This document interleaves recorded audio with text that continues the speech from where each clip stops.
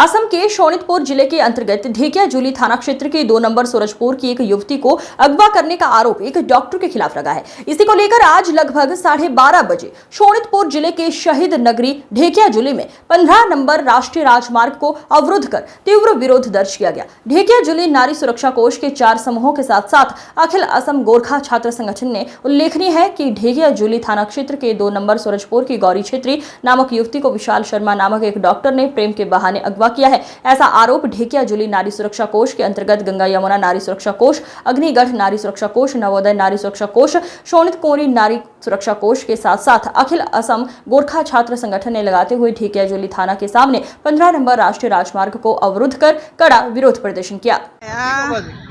আমি আজি গোটেই আমাৰ ঢেকিয়াজুলি সমষ্টিৰ অন্তৰ্গত নাৰী কোষৰ যিমানখিনি মহিলা আছে প্ৰায় আমি 1100 মহিলা সংগঠিত কৰি আমি ৰাষ্ট্ৰীয় ঘাইপথ অৱৰোধ কৰিব বিচাৰিছোঁ বা কৰিলোঁ। আমাৰ গৌৰী দেৱী নামৰ ছোৱালী এগৰাকী এজন ইয়াৰে ভুৱা ডক্টৰ বিশাল শৰ্মা বুলি ডক্টৰ এজন, তেওঁ ডক্টৰ নহয়, নন মেট্ৰিক হৈ ডক্টৰ নিৰলা ক্লিনিকত তেওঁ কৰি আছিলে। তো তাৰ পৰা তেওঁ ছোৱালী আমাৰ কি নাম আছিলে গৌৰী চেত্ৰী নামৰ ছোৱালীগৰাকীক তেওঁ গাইনী প্ৰব্লেম বুলি ট্ৰিটমেণ্ট কৰি লাষ্টত তেওঁ ছোৱালীজনীক অপহৰণ কৰি লৈ যায়। আজি লৈ যোৱা 1 মাহ হ'ল। তেওঁলোকৰ দেউতাকহঁতে যেতিয়া নিছিলে 13 তাৰিখৰ দিনাখনে তেওঁলোকে ইয়াতে থানাত এজাহাৰ দিছিল। দিয়াৰ পিছত তেওঁলোকে খবৰ লৈ থাকে আৰক্ষী থানাৰ পৰা কোনো ধৰণৰ তেওঁলোকে মানে একো সহায় নাপালে। তাৰ কাৰণে আমাৰ তাত আকৌ আমাৰ নাৰী সুৰক্ষা কোষত তেওঁলোকে এপ্লিকেশ্যন দিয়াত আমি থানাত আহিলোঁ। গোটেই কোষৰ সদস্যকেইগৰাকী থানাৰ আৰক্ষী থানাৰ ক'লে আমাক যে আমি অতি সোনকালে তেওঁলোকক যোগাযোগ কৰিম আৰু আমি যোগাযোগ পাইছোঁ, আপোনালোকে চিন্তা কৰিব নালাগে, ছোৱালী ঠিকে আছে তেনেকৈ জনালে।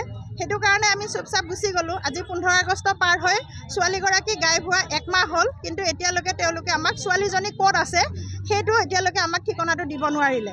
আমি আহিলে আজি দিম কালি দিম বা আমি খবৰ পাই আছোঁ, আপোনালোকক জনাম, অলপ ধৈৰ্য ধৰক এনেকৈ কয়। কিন্তু 1 মাহ হৈ গ'ল। যদি ছোৱালীজনীক ক'ৰবাত নি বিক্ৰী কৰি দিলে বা কিডনীক যদি নোহোৱা কৰি দিলে আমাক তেওঁলোকে ছোৱালীজনী বিচাৰি দিব পাৰিব নেকি?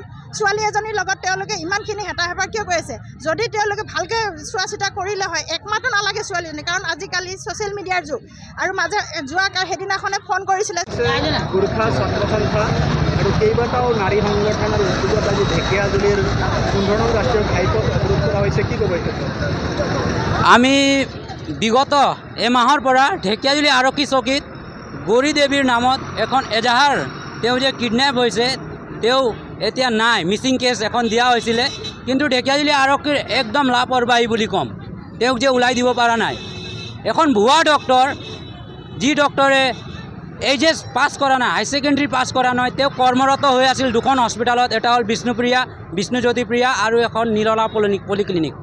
নিৰলা পলিক্লিনিকত তেওঁ 4টা অপাৰেশ্যন কৰিছিল। 4টা অপাৰেশ্যনত 3খন ছাকচেছ, এখনৰ ডেটো হৈছিলে। তেওঁ যে কেনেকৈ এইবিলাক হস্পিটেলত যে কৰ্মৰত হৈ আছিল, এই সকলোবোৰ আমি তথ্য, কল ৰেকৰ্ডিং সকলোবোৰ অফিচাৰক দিয়াৰ পিছতো এই হস্পিটেলবিলাকত একো বিবিধ ব্যৱস্থা লোৱা আমি দেখা নাই।